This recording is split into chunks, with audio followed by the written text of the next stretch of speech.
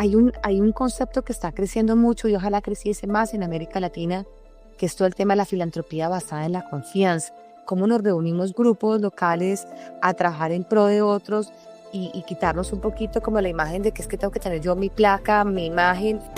Yo tengo que tener muy claro quién soy, para dónde voy, y una vez cumpla mi propósito, pensarme en cómo poder o escalar, pero también cómo trazar nuevas rutas con ese mismo compromiso y con esa misma visión. Tiene que haber acuerdos intersectoriales, pero no le duele en la bolsa a nadie. Ni le duele a la bolsa fiscal, ni a grandes empresarios, ni a fundaciones familiares. Es una participación múltiple realmente. Hola y bienvenidos a Comunidades que Transforman, el espacio donde exploramos el increíble poder de la filantropía comunitaria y la inversión para el desarrollo en Iberoamérica. Cómo, desde la base, comunidades y territorios están transformando sus realidades y están construyendo futuros más justos y sostenibles. Soy su anfitriona, Lina Tangarif, y me entusiasma ser su guía en este viaje de aprendizaje. En esta primera temporada, tenemos personas invitadas de diversos lugares de Iberoamérica que nos van a llevar de la mano a reflexionar sobre distintos rostros del sector filantrópico y de la inversión para el desarrollo. Vamos a hablar sobre filantropía comunitaria, sobre fundaciones territoriales, sobre fundaciones comunitarias, sobre el poder de las alianzas y sobre la innovación para el financiamiento, sobre todo para la medición y la verificación del impacto que estamos generando. Recordemos, en el episodio anterior hablamos sobre la importancia de crear alianzas, de trabajar en red y de compartir esfuerzos y horizontes con organizaciones y personas que están trabajando por objetivos similares. Hoy vamos a tratar un tema muy hablado, muy discutido y que genera interés en todos los niveles del sector de la inversión para el desarrollo. Cómo conseguir recursos y multiplicar lo posible. Y para que nos guíen durante esta conversación tendremos un invitado y una invitada maravillosos que nos harán reflexionar sobre las oportunidades y los límites del financiamiento para lograr los cambios que queremos lograr. Bueno, bienvenidos a un nuevo episodio de Comunidades que Transforman. Hoy, la verdad, me siento muy honrada y afortunada de tener a dos invitados espectaculares. Por un lado, tenemos a Ricardo Bucio, presidente ejecutivo del Centro Mexicano para la Filantropía, CEMEFI. Cuenta con más de 30 años de trayectoria en el fortalecimiento de la sociedad civil, con una profunda vocación por combatir la discriminación, el racismo y la intolerancia. Politólogo, además colega, aquí también somos politólogos, Ricardo, con formación en gestión pública en la Universidad de Chicago, y ha liderado instituciones como el Consejo Nacional para Prevenir la Discriminación y el Sistema Nacional de Protección Integral de Niñas, Niños y Adolescentes, además de representar a México en organismos internacionales como la Comisión Europea contra el Racismo y la Intolerancia. Presidió, además, la Red Iberoamericana de Organismos y Organizaciones contra la Discriminación y ha sido especialista invitado de ONU Mujeres, UNICEF, UNESCO, ACNUR, y pues entre otros cargos, Ricardo, yo creo que me quedo corta frente a todo lo que has hecho, pero pues creo que hoy estamos en un escenario muy interesante y pues espero que tengamos una gran conversación a la luz también de tu experiencia. Bienvenido, Ricardo. Muchísimas gracias, Lina, por la invitación y gracias por compartir este espacio con Caro. Qué lujo. Sí, de acuerdo. Y pues por otro lado nos acompaña Carolina Suárez, CEO de Latin Impacto. Es una red que impulsa un uso más estratégico del capital para generar impacto en América Latina. Carolina cuenta con más de 2 décadas de experiencia en inversión social privada y filantropía, abogada de formación, una maestría en Derecho Internacional de los Negocios.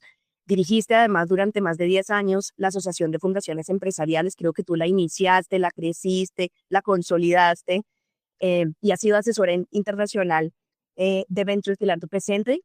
Ha sido apasionada por la región y creo que, Caro, tú has promovido colaboraciones transformadoras para construir una mejor sociedad, primero en Colombia, ahora en América Latina.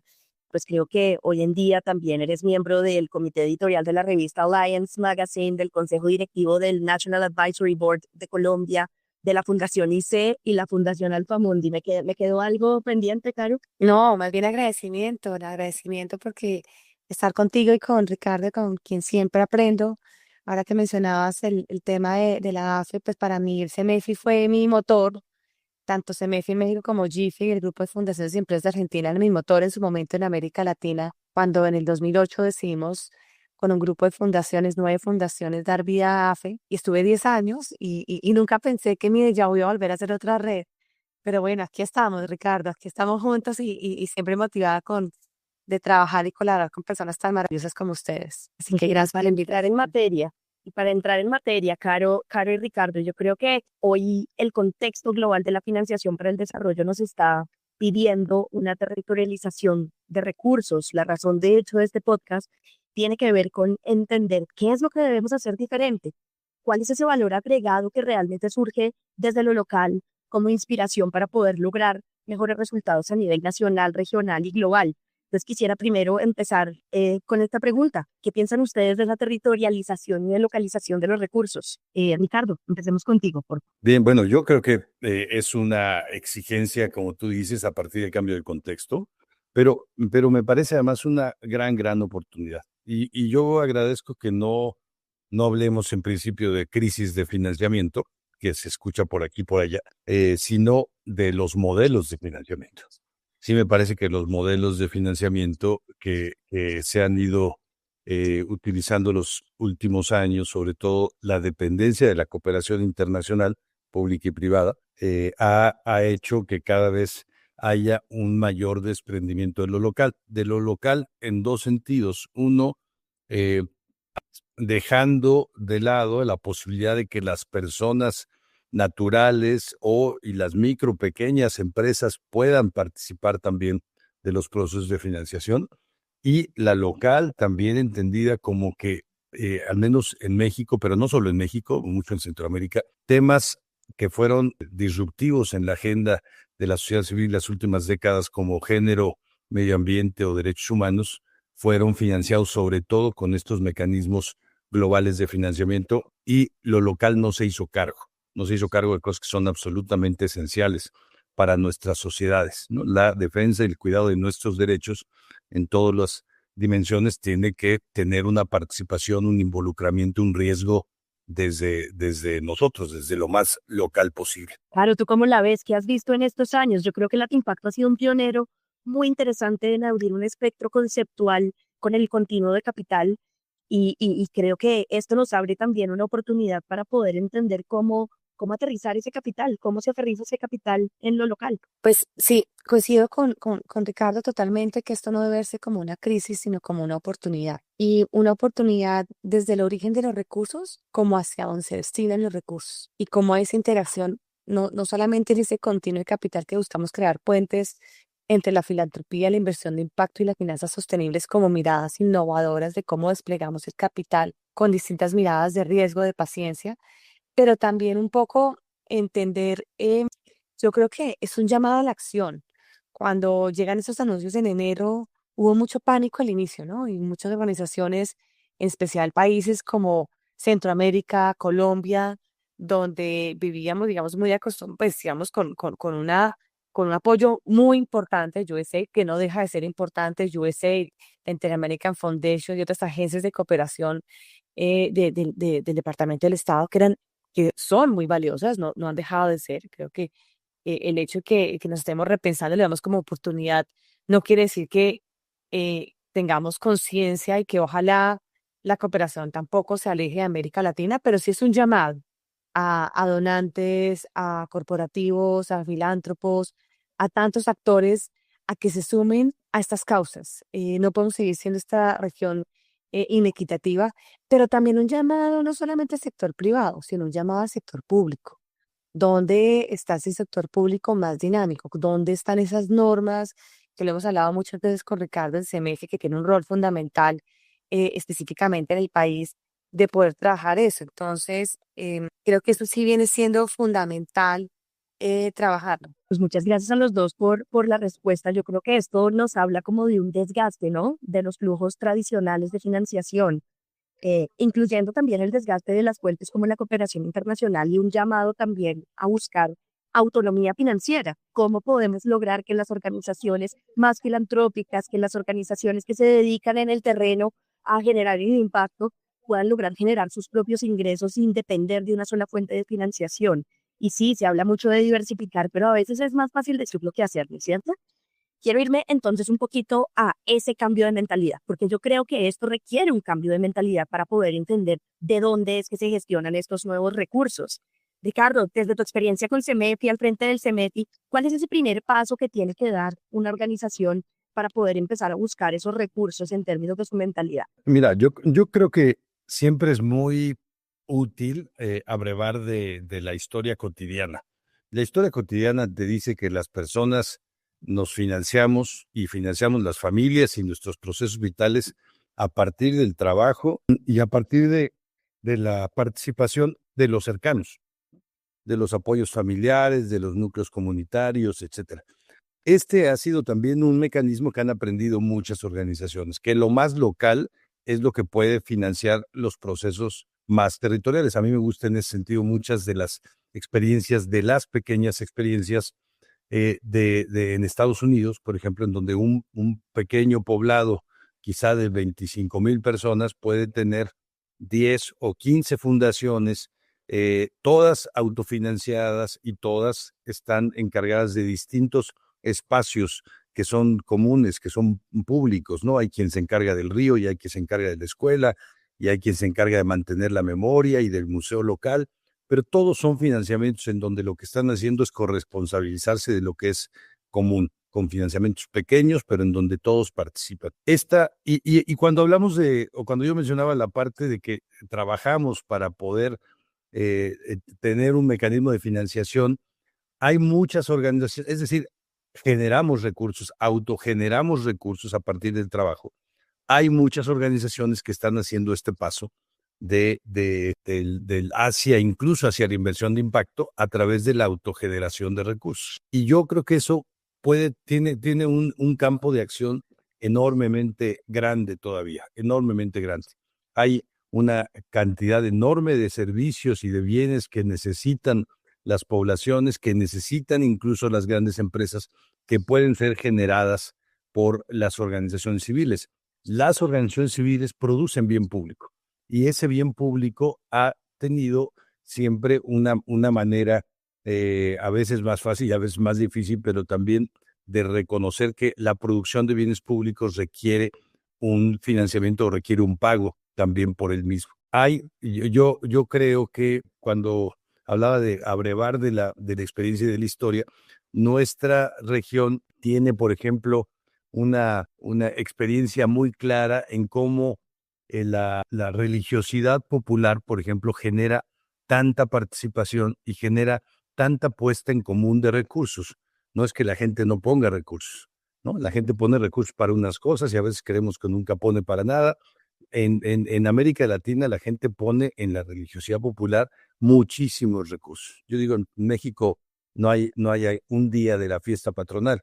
En México hay decenas o cientos de fiestas patronales todos los días y todas son financiadas desde lo local, todas, miles y miles y miles. Y algunas son enormemente grandes, no son montos pequeños. ¿Por qué si hay financiamiento para unas cosas no podríamos tener para otras? Creo que el enfoque también ha sido, y entonces en ese momento, en ese caso, un poco la cooperación internacional ha pervertido esta percepción de mirar lo local incluso para lo financiero y no solo para los apoyos que hay para el interés de atención a grupos o problemas locales. También en lo local hay financiamiento. Y hace rato que decías, Caro, de cómo la cooperación internacional, cómo en algunos casos no ha ayudado y esto se convierte en una oportunidad. Yo sé y creo que todo el mundo sabemos de casos no pocos donde los organismos de cooperación llaman incluso a las organizaciones o las llamaban y le decían, tengo un financiamiento y necesito que me presentes un proyecto, porque había una obligación también de acabarse los financiamientos si no se reduce el presupuesto que se asigna a un organismo de cooperación. Entonces, esto pues obligaba a no pocas organizaciones a tener que, de alguna forma, buscar un financiamiento forzado. Y yo conozco, en México hay muchos casos de organizaciones que fueron muy bien tratadas, digamos, recibieron mucho financiamiento internacional y finalmente acabaron propiamente en la bancarrota, ¿no? No tuvieron mecanismos para generar apoyo local y acabaron algunas en la bancarrota antes de que se cerrara el financiamiento de USAID, ¿no? Es decir, no tuvieron mecanismos para generar anclas financieras locales. Y miren que yo creo que para poder navegar esta transición se necesita también recorrer aspectos que Carol había mencionado también. Yo creo que el riesgo, la flexibilidad, la paciencia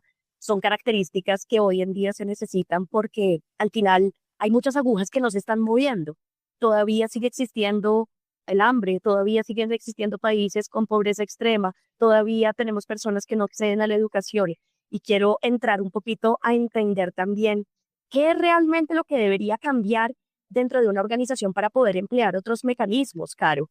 ¿Qué podríamos pensar para que las organizaciones se decidieran y pudieran, por ejemplo, plantear alternativas de bonos sociales, de mecanismos de pago por resultados, de préstamos blandos, de blended finance, de crowdfunding, de incluso venta de servicios? Creo que estamos hablando de muchas cosas, pero dentro del continuo de capital, estas alternativas nos permiten poder visionar cómo se pueden proponer más mecanismos, qué tendría que hacer una organización para poder trabajar este tipo de mecanismos y lograr aterrizar más capital, porque yo tengo una hipótesis y ustedes me van a corregir, pero yo creo que plata hay, yo creo que recursos hay, pero necesitamos mejorar los flujos de esos recursos para que aterricen en mayor porcentaje al territorio y de esa manera poder resolver estructuralmente problemáticas que pues como humanidad no las hemos resuelto hasta ahora.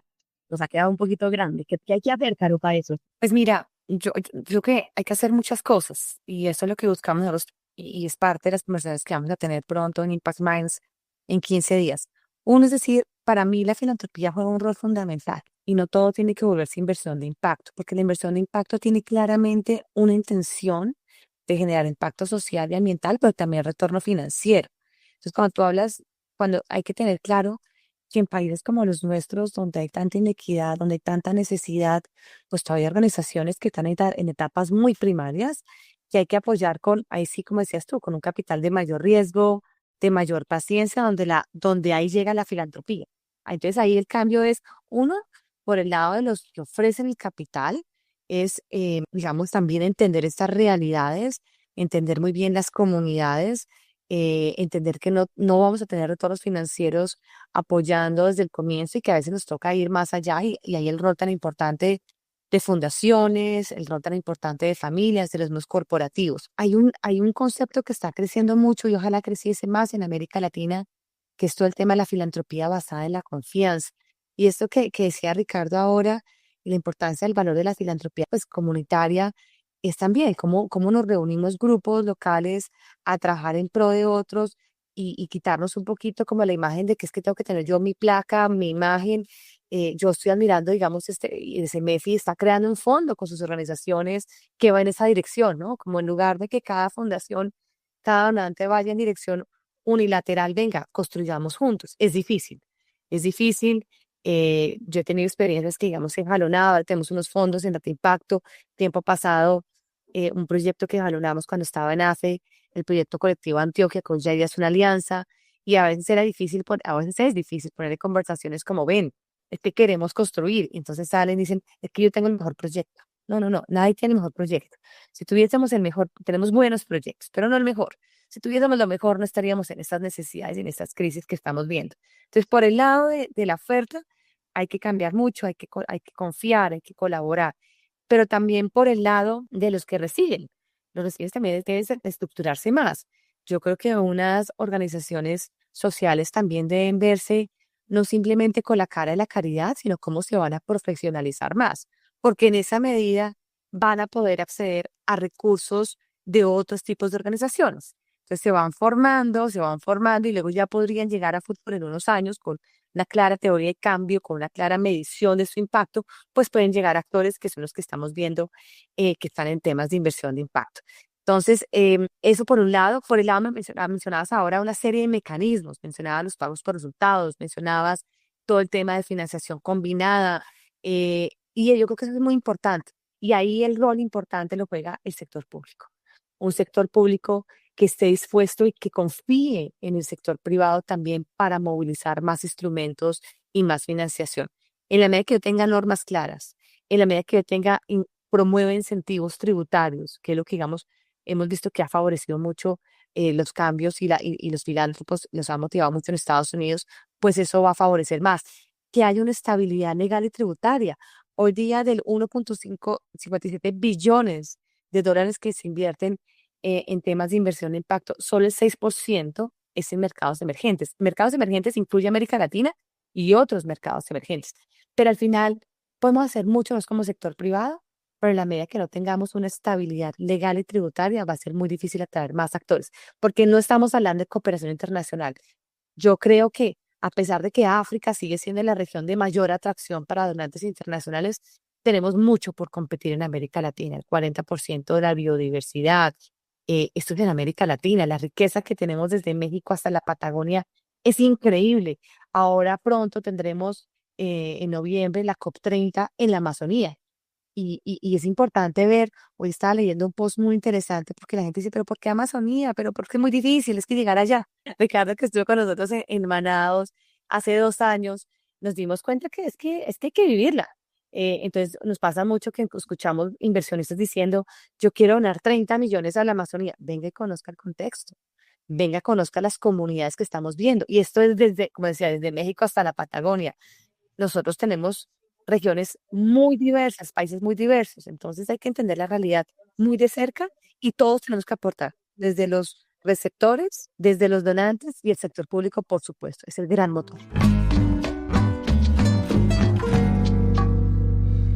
Bueno, yo creo que aquí hay dos elementos que para mí son muy claves y que siento que todavía son etéreos o son difíciles de conceptualizar, y que son la confianza y el hecho de trabajar más desde el territorio y no desde el escritorio. Yo siento que muchas de las fallas y de los aprendizajes que hemos tenido en el sector en los últimos años tiene que ver con formular soluciones desde el escritorio y no desde el territorio, y me parece que es un ejercicio muy valioso el que está haciendo también Data Impacto, lo que hace también el CEMETI, y lo que, de hecho, este podcast es un resultado un poco de un ejercicio de esta naturaleza en donde estamos juntas, organizaciones de soporte para la filantropía comunitaria y las fundaciones territoriales y comunitarias de toda América Latina.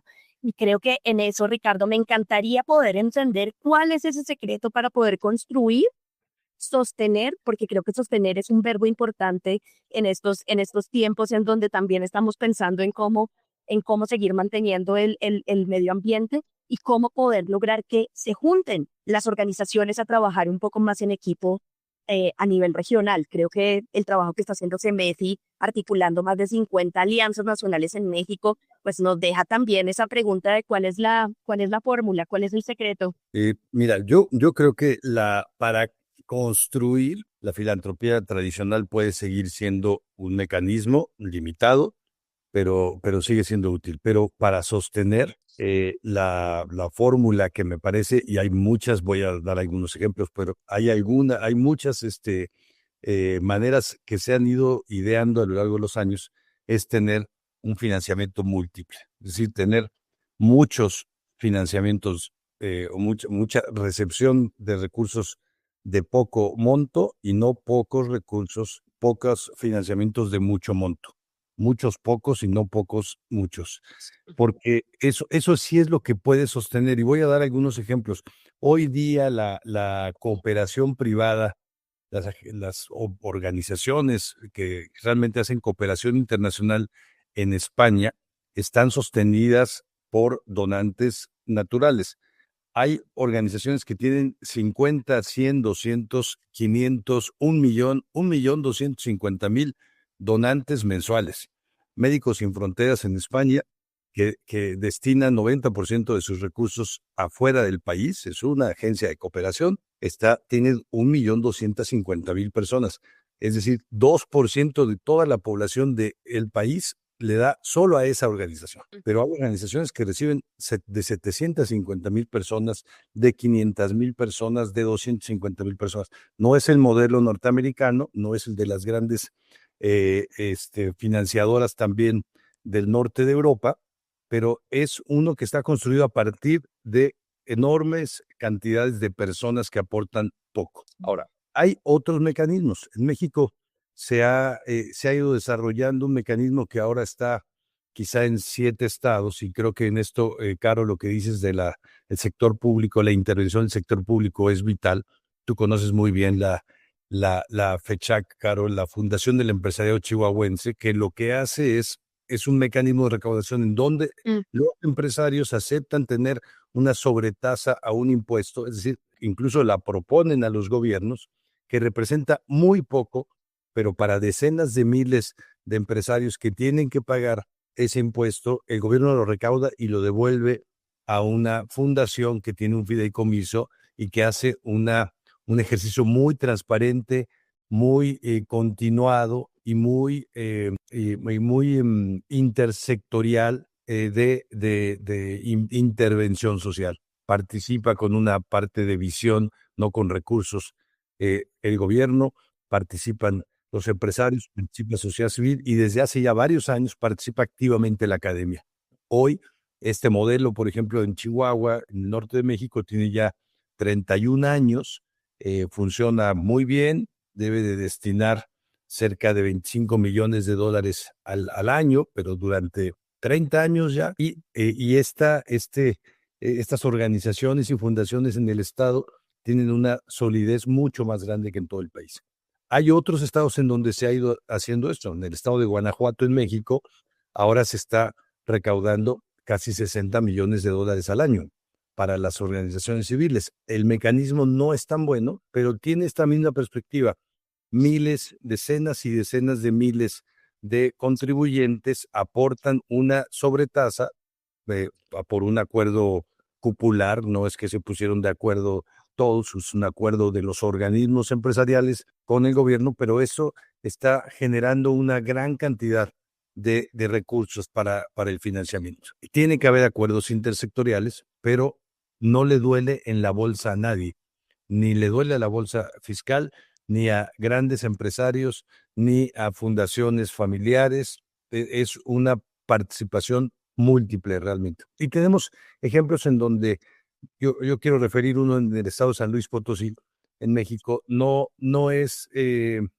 pasa por participación, organización del sector público, sino por pequeñas empresas, microempresas, algunas medianas, que hacen un fondo común y en vez de que cada una haga su propia filantropía a nivel de lo más cercano, quizá el apoyo a la escuela o a una casa a hogar o el apoyo de rehabilitación a un parque, ponen en común sus donativos, pequeños donativos, 50 empresas, y esas 50 empresas tienen un mecanismo tiene un consejo, digamos, de dictaminación de proyectos. Crearon una sola fundación en donde 50 le ponen anualmente montos pequeños o medianos, pero mayoritariamente pequeños, y tienen una definición conjunta de cómo se relacionan con organizaciones a nivel local. Es un mecanismo local que financia lo local con montos pequeños, pero con muchos, en este caso 50, ¿no? Los que mencionaba antes desde España son millones. Acá en México las empresas pueden ser decenas o cientos de miles en un estado y acá son 50 empresas, pero son mecanismos muy estables que van a sostenerse en el tiempo y que le dan también a la sociedad civil una posibilidad distinta de pensar, primero, de pensar muy bien sus proyectos, de pensar muy bien la transparencia, porque son mecanismos públicos, abiertos, etcétera. No es una relación face a face con un donante, donde hay mucha comunicación muy buena y, como dice Caro, quizá este donante, una fundación familiar, después llega la segunda generación y se rompió la magia, ¿no? Y se rompió el pedido.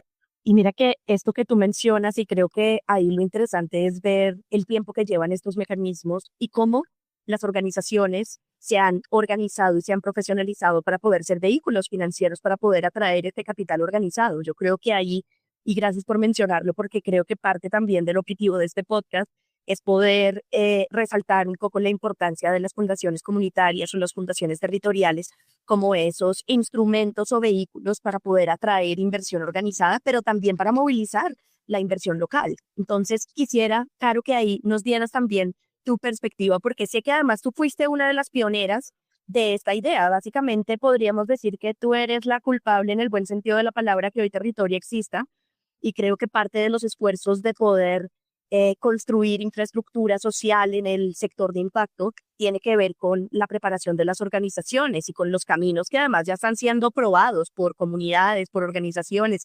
Ya en Colombia existen 7 fundaciones territoriales, en México existen 16. Y creo que ahí hay un camino por recorrer también en el resto de la región que podríamos también contarles. Pero ¿cómo te parece a ti, Caro, que se pueda apalancar este tipo de organizaciones y infraestructura? Pues mira, primero, gracias porque no, yo simplemente fui una motora en su momento que quería que se movilizara y replicar mucho este modelo de FESHAC, lo que estudió también en Puebla, también en su momento, como fundaciones comunitarias, que México tiene unos ejemplos gigantes y Brasil. Y para mí, digamos, con todo el proceso que hemos tenido en Colombia del conflicto, se me hace muy importante llegar a eso, ¿no? Poder trabajar más los empresariados y esos ejemplos que trae de Chihuahua son supremamente interesantes, Ricardo, porque hacia allá debemos ir, ¿no? A trabajar más colaborativamente. Entonces, ¿cómo preparar las organizaciones? Yo creo que esto viene también un poco de convencerlos a los que están dirigiendo las organizaciones, desde quienes están trabajando y poder, digamos, a veces nos miden con indicadores de cuánto apalancamos. Y esto digo que es un indicador muy perverso porque termina, digamos, canalizándonos nosotros mismos por los mismos recursos más de colaborar. Entonces creo que hay un rol muy importante y volvemos al tema que hemos reiterado aquí, la confianza. Creo que esto nos cambia todo en la medida que confiemos en nosotros como organizaciones, confiemos en nuestros equipos, pero también confiemos en nosotros que también pueden sumar y que un poquito le quitemos los egos. Y esto ocurre de ambos lados. Yo quiero ser muy, no solamente los que donamos, los que donan, sino las mismas ONGs, ¿no? Cuando uno ve proyectos, dime tú dices más claridad en este momento en Colombia, ¿cuántas ONGs existen en territorios como una Buenaventura o en territorios afectados por la violencia? Esos son millones de ONGs. Entonces yo me levanto un día, digo, Lina, Ricardo, vamos a crear una ONG. En lugar de decir, venga, yo cómo colaboro con otras ONGs que estén en mi territorio, cómo me uno. Y ahí el modelo asociativo es tan valioso. Entonces yo creo que también un llamado muy fuerte a la confianza, a la colaboración, un llamado también a la rigurosidad. El hecho que seamos ONGs no nos quita de ser rigurosos. Yo siempre digo que hay que traer lo mejor del mercado financiero a la filantropía, en términos no de retornos, sino en términos de modelos organizacionales, ¿cierto? Y manejar mi ONG como una empresa.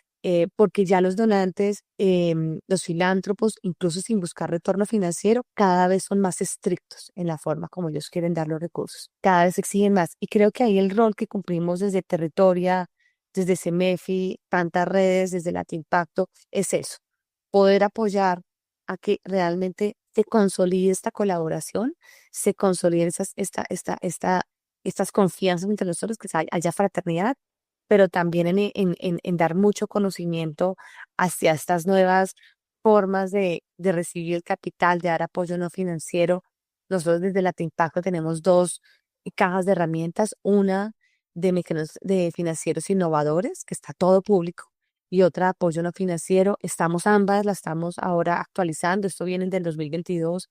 Estamos con aliados con la red de impacto en lo que es el toolkit de apoyo no financiero y con LinkedIn Finance en la de finanzas innovadoras, actualizándolos, porque esto va a 1000, esto va a 1.000.000.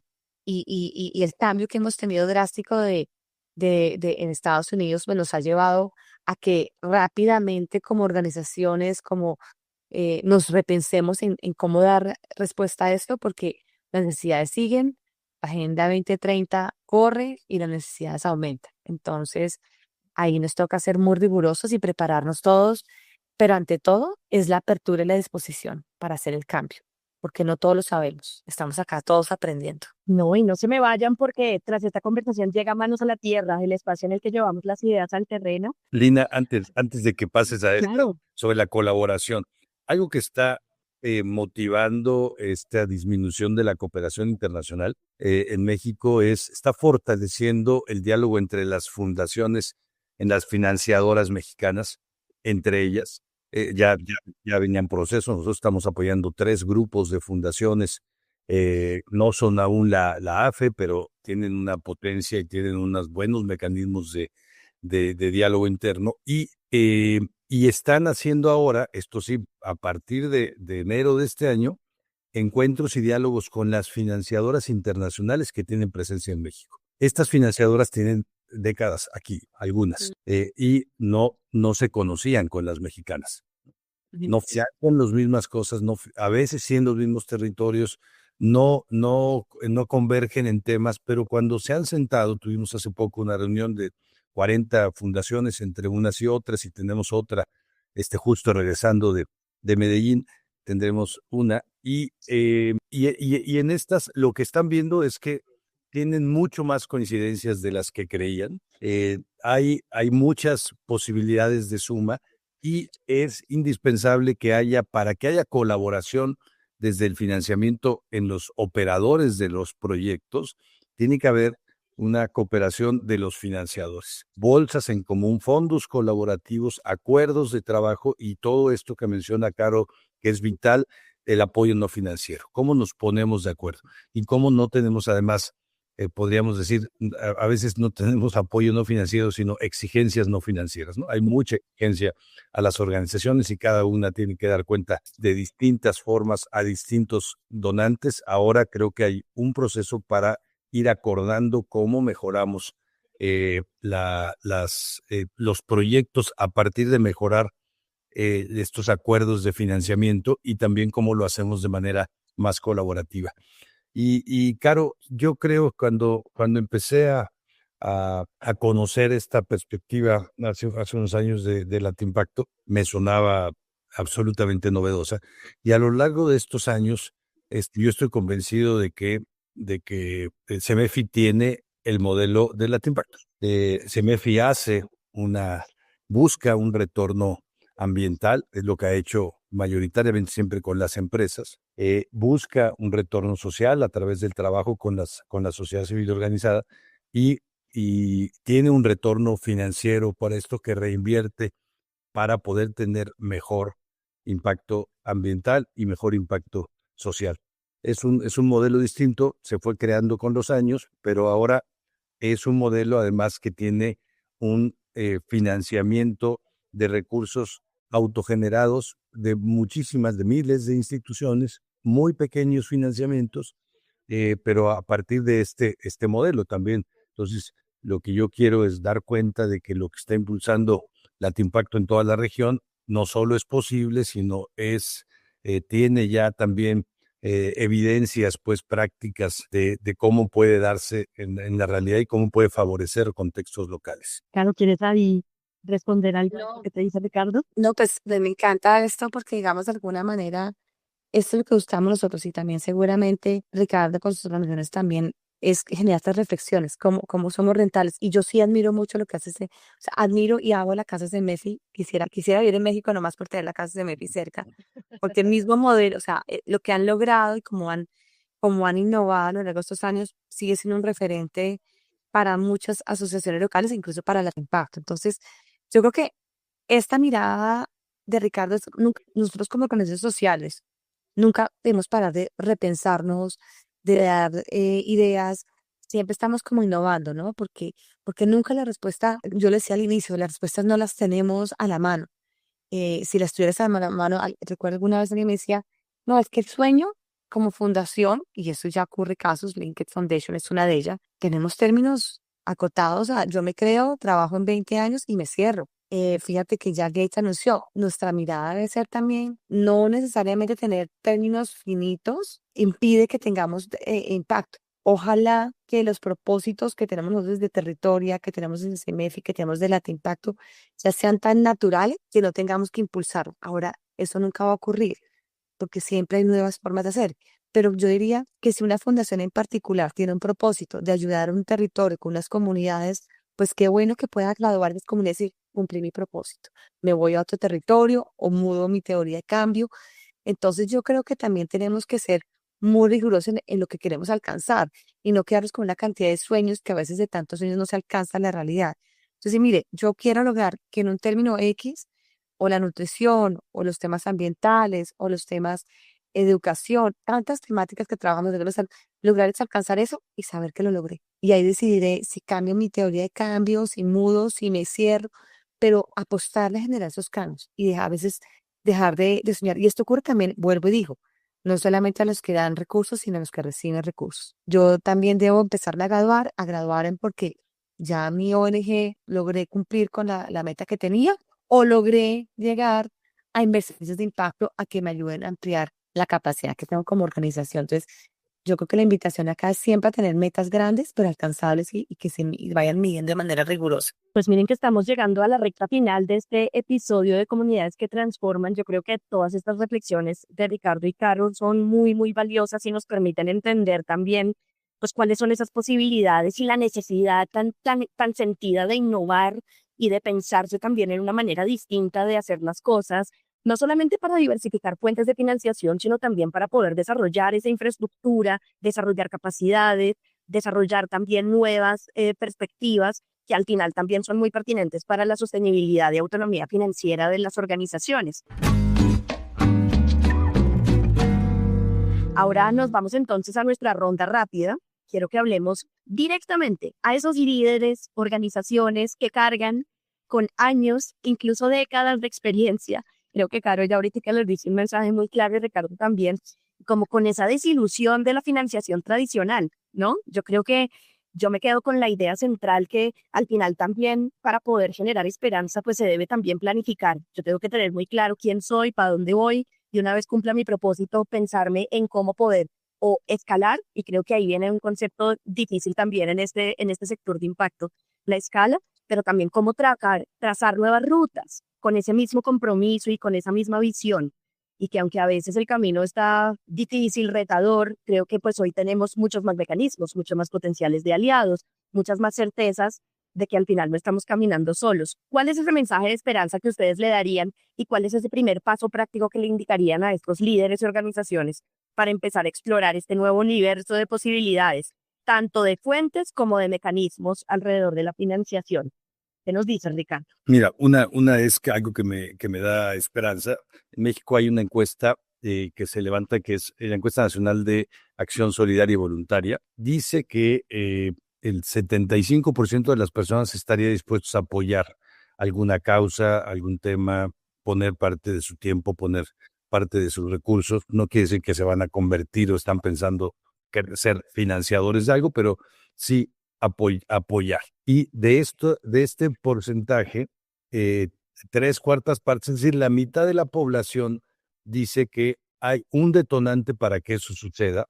No es que vean necesidad, no es que haya una organización, no es que yo quiera sentirme bien moralmente, no es que quiera contribuir al bien social, nada de estas cuestiones que podemos pensar desde las organizaciones que son las que mueven a los donantes, sino la mitad de la población en México dice que yo voy a actuar si me lo piden o si me invitan. Y me parece que acá tenemos 4 o 5 grandes organizaciones que son, digamos, quizá las que reciben más financiamiento en el país, que no tienen un patrimonio propio, que no son una fundación empresarial, que no autogeneran recursos o no tienen una fundación o una agencia de cooperación, una fundación familiar, una agencia de cooperación atrás. Y todas estas, las más grandes, viven de la financiación de las personas naturales. Le decimos personas físicas acá en México, pero viven esto, ¿no? Y son grandes ingresos los que tienen a partir de que utilizan este mecanismo que nos dice la población. Hay que, si me lo piden o si me invitan. Yo creo que esta es una cuestión que tenemos que retomar y tenemos que tener mecanismos a través de los cuales podemos invitar, y no solo para financiar o ni siquiera mayoritariamente para financiar. El financiamiento va a venir, sino porque tenemos que involucrar a las personas en los procesos en los que estamos participando.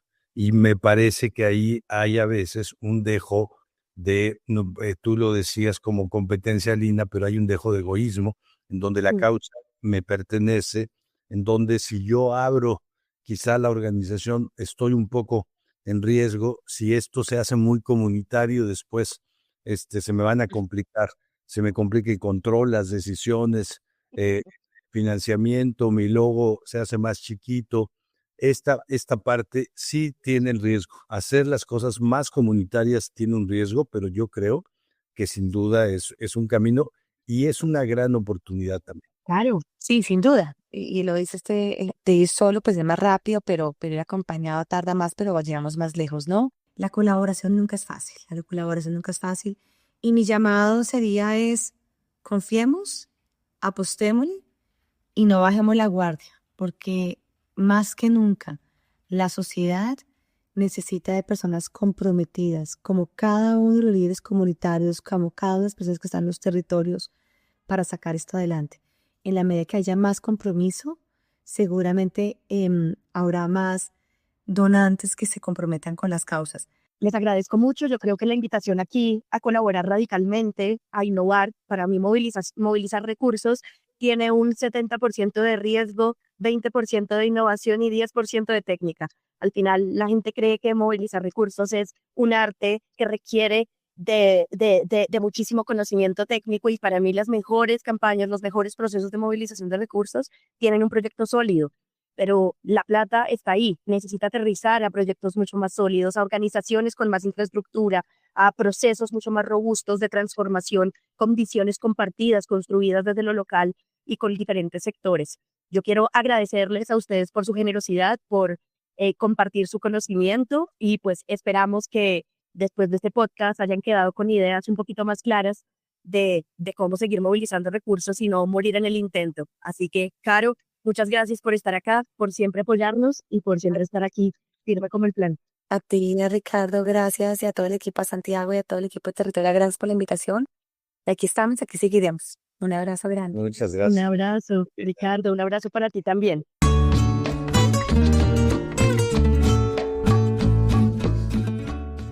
Gracias a todos nuestros oyentes por acompañarnos en este episodio de Comunidades que Transforman, y un agradecimiento muy especial a nuestros invitados de hoy, Ricardo Bucio y Carolina Suárez.